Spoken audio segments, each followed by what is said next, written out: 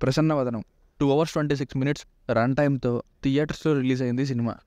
Morning ఆ ఒక్కటి ఎడక్కు బాగా చూసి ఇంక వెళ్ళకూడదు అనుకుంటూనే నాకున్న సినిమా వీక్నెస్ వలన ముచ్చటగా 3వ షోగా ఈ సినిమాకి వెళ్ళా. ఓటీటీ ప్లాట్ఫామ్ ఆహా అని వచ్చింది. ఇక చూసాక నాకైతే అంధాధున్ సినిమా, అదే తెలుగులో నితిన్ గారు నటించిన మాస్ట్రో సినిమాని చూసి హెవీగా ఇన్స్పైర్ అయ్యారనుకుంటా.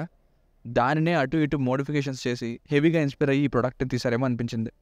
నాకైతే strictly one time watchable guys, అది కూడా ఓటీటీలో. విజువల్లీ కూడా అంత స్ట్రాంగ్గా ఏమనిపించలేదు ఈ సినిమా. ఫస్ట్ హాఫ్ థ్రిల్లర్లో లవ్ స్టోరీ ఉందా లేదా లవ్ స్టోరీలో థ్రిల్లర్ అన్నాలో అర్థం కాలేదు. అలా నిద్రమొత్తి వచ్చేసేది ఫస్ట్ హాఫ్లో చాలాసార్లు. సెకండ్ హాఫ్ కొంచెం థ్రిల్లర్ జోనర్లోకి షిఫ్ట్ అవుతుంది. ఇంప్రెసివ్ ఇన్ పార్ట్స్ అని చెప్పొచ్చు. ఇంకా డీటెయిల్డ్గా plus and minus points rating క్లియర్గా మాట్లాడతాం.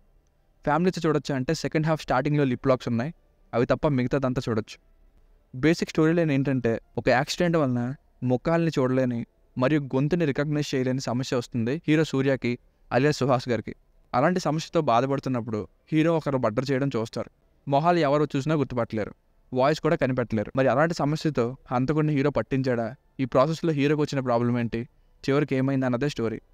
ప్లస్ పాయింట్స్, పర్ఫార్మెన్సెస్ బాగున్నాయి. మెయిన్గా రాశి సింగ్ గారికి మంచి రోల్ వచ్చింది. లాస్ట్లో కొంచెం ఓవర్ యాక్షన్ అనిపించింది, బట్ ఈవిడ్ని హీరోయిన్గా చాలా సినిమాల నుండి నేను ఓటీటీలో చూస్తూనే ఉన్నా.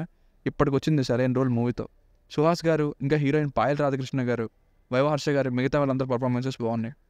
స్క్రిప్ట్ మరీ అందాదూనో కాదో పక్కన పెడితే కొన్ని ట్విస్టులు, థ్రిల్స్ అయితే తప్పకుండా వర్కౌట్ అవుతాయనే చెప్పాలి. సెకండ్ హాఫ్లో పోస్ట్ ఇంటర్వల్ టైం ఒక ఫైట్ని హాస్పిటల్ వాష్రూమ్లో డిజైన్ చేశారు. వెరీ ఇంప్రెసివ్ కంపోజిషన్ అనే చెప్పాలి. ఆ 10 minutes అలా చూస్తూనే ఉండిపోయా, ఏంటి వాష్రూమ్లో కూడా ఎలాంటి ఫైట్ తీయొచ్చా అని. ఇంకా ఇంటర్వల్ ఒకటి బాగుంది. అలాగే సెకండ్ హాఫ్లోనే కొన్ని thrilling scenes. BGM just okay, songs పర్లేదు.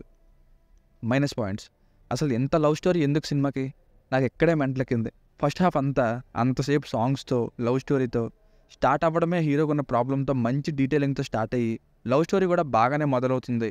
ఒక 10 నిమిషాలు చూడగలం, కానీ ఇంకా లవ్ స్టోరీ వస్తూనే ఉంటుంది. విసుగు పుట్టింది గైస్. ఈ ఫస్ట్ హాఫ్లో మధ్యలో థ్రిల్ ఫ్యాక్టర్ని చెప్పిందే చెప్తూ మొత్తం చూపించేస్తే సెకండ్ హాఫ్లో ఏం చూపించేస్తావు అనుకున్నారేమో, ఎక్కువ రివీల్ చేయలేదు. హీరోకి ఫేసెస్ ఎలా కనబడుతున్నాయో ఇంకొన్ని రోల్స్తో విజువల్గా చూపించాల్సిందే. Too many songs, lag scenes చాలా ఉన్నాయి త్రూ అవుట్ మూవీలో. కొన్ని సీన్స్ అయితే చూస్తారులే ఇంక ఆడియన్స్, నచ్చినట్టు పెట్టేద్దాం అన్నట్టు ఉన్నాయి కొన్ని సీన్స్ మెయిన్ క్లైమాక్స్లో. సో ఫైనల్గా మూవీకి వర్డిక్ట్ ఏంటంటే, ఓపిక ఉండి థ్రిల్లింగ్ సీన్స్ అక్కడక్కడ వస్తే చాలు అనుకుంటే చూడండి. ఓటీటీ అయితే బెస్ట్, థియేటర్ అయితే నేను సజెస్ట్ చేయను. ఆహాలో రిలీజ్ కాబోతుంది, ఇక మీ ఇష్టం.